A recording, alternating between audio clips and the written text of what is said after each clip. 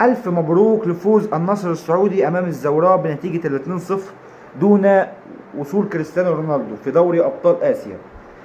السلام عليكم ورحمة الله وبركاته. النهاردة كانت في مباراة قوية جدا اتلعبت امبارح بين النصر والزوراء في دوري أبطال آسيا 2.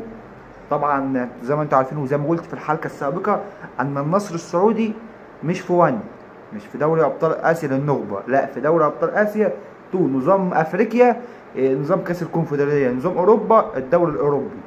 ده النظام اللي في آسيا اسمه 2، دوري أبطال آسيا 2.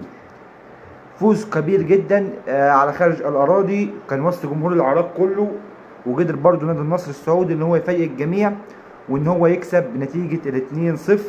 حاجة كويسة جدا جدا، كواليتي عالي من النصر السنة بيقدم أداء كويس جدا جدا.